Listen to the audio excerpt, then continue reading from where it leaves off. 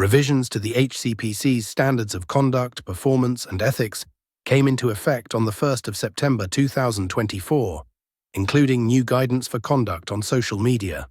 We explore the highs and lows of an online presence and how to use it to build a profile while avoiding major pitfalls. This story for the Podiatrist was written by Katie Smith. Part 1. Social Media Opportunities. More than half of all people worldwide, over 5 billion, now use social media.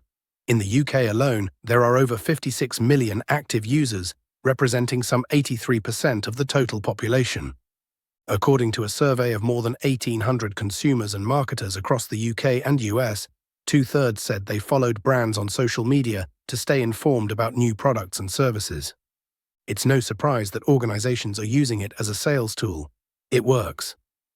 1/4 of small businesses in the UK generate more sales from social media than any other channel, including e-commerce and bricks-and-mortar stores. Tapping into this vast network can help reach many more people than traditional advertising or simple word of mouth.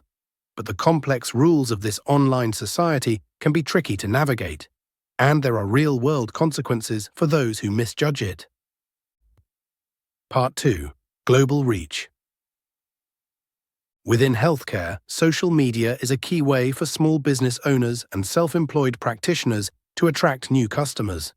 Paul McCauley, senior podiatrist at My Foot Doctor Singapore, dived into social media to do exactly that in May 2023 and hasn't looked back. I went on TikTok, had a look at what other people were doing, and started uploading 4 videos a day, Paul says. In 3 months, I had 10,000 followers. That figure has since jumped to nearly 100,000. Earlier this year, he also started posting regularly on Instagram and now has more than 15,000 followers there. Paul says, "I'm getting loads of requests from people who want to see me because of social media." For Paul, putting time into creating content has directly grown his client base. Social media also plays a role in raising awareness of the profession. Paul says, "I'm reaching millions of people who are all around the world and in countries where they might not have podiatrists. In Asia, people travel to see healthcare practitioners. For example, they might live in India, but they're wealthy enough to fly to Singapore and see me. People are now understanding that there's a specialist out there for their foot pain." Debbie Delves, clinical director at Dulwich Podiatry in London, agrees. She says, "The important thing with reaching any customer is that it's not just about your brand. It's about your place within the local community." Social media helps to raise a practice's credibility when recruiting new staff. Debbie adds, "People see that you're active and doing stuff that's a little bit more exciting. It's crucial for building your practice." Part 3. A foot in the door. What started off as a passion project for Paul now keeps him very busy, editing videos before and after work. But the positive stories from patients make it all worthwhile. He says, "I ran a competition to get a free pair of running shoes from a local running company. The person who won then reached out to me, saying she was having some Achilles pain. She came into the clinic about 6 times. Her Achilles pain disappeared, and she was super thankful and more educated than she was when she came in. However, you should be wary of people trying to get you to make a diagnosis on social media." Debbie says to shut this down quickly. "Tell them you can't diagnose online and have disclaimers everywhere." Paul adds, "You have to be upfront and say you can't answer all their questions, but they can book a consultation. A lot of people in pain are keen to get it sorted. This is where a more traditional website can work hand in hand with social media. It can link it all together," Paul says, funneling the people who have approached you through social media platforms to a single place, with information about the services you offer, how much they cost, and how to book in. Paul adds, "The goal is to get the patient in the door. You're effectively using social media to answer the pain points they're going through." Debbie says, "In this day and age, not having a website is probably going to hold you back. It's hard to keep up with technology and everything that's happening in the world. But if you're growing a business, you can't ignore your online presence. It's as simple as that." Part 4. Add some personality. For Paul and Debbie, social media is a way to develop trust with your existing clients and potential new customers. Debbie says, do stuff that's personable and don't worry if it's not perfect. At the end of the day, you're trying to build trust in your service and brand. To do that, people want to know you and feel that you're credible. Paul adds, social media is an opportunity to show people what you're about, how you practice, and a bit about your personality. Often a new patient is ready to pay as soon as they walk in the door because they've already bought into you. He adds that the best way to do well on social media is just to start posting, but concedes that making the content engaging is the hardest part.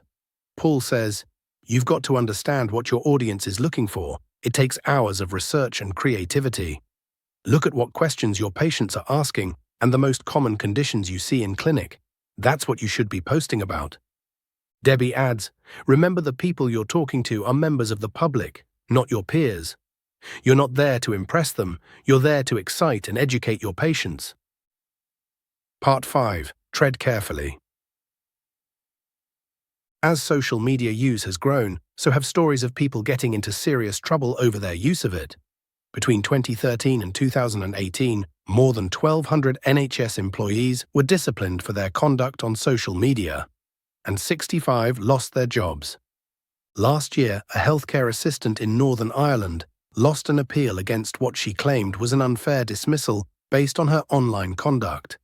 Using her personal Facebook account, she had liked and shared a video that contained an offensive song.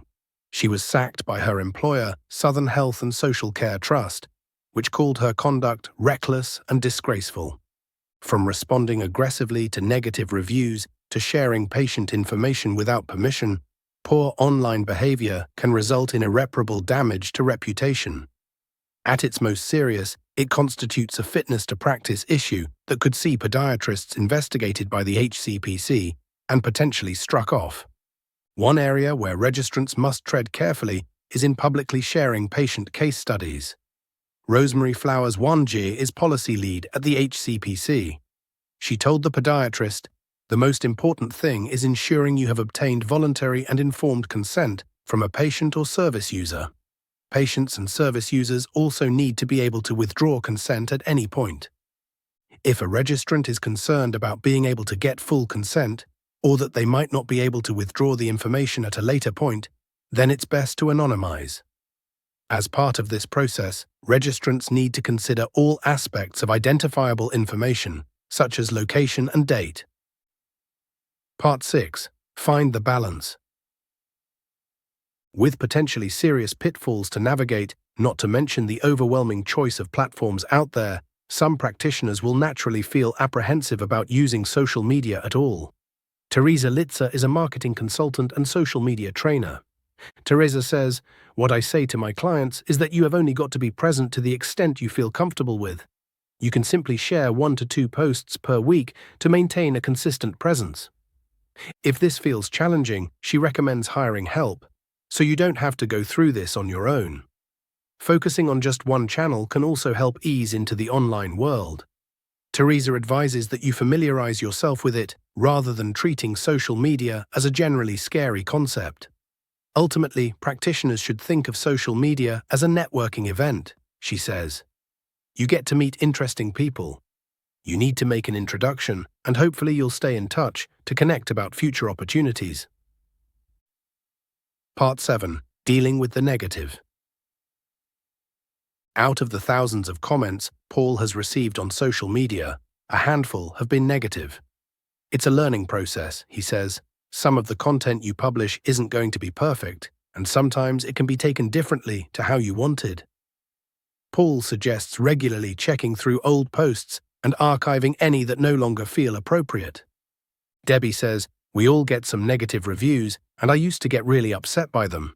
I don't get many, but each one of them is taken seriously. To reduce the risk, every new client at Debbie's clinic receives a patient satisfaction questionnaire after they've been seen. If anyone scores 5 or below, I phone them personally to see what's going on, she says. We try and deal with the problem before it gets into the public arena. If it does become public, my advice is to be professional, don't be defensive and always respond. If a practitioner is unsure who the patient is, Debbie advises they ask the commenter to email the clinic directly so they can look into the issue. She adds, if they are a patient of yours, do your research. Find out what has gone wrong and apologize publicly. The world won't judge you on the negative review. The world will judge you on your response to it. That's where you need to take responsibility and be seen to do what you can to fix it.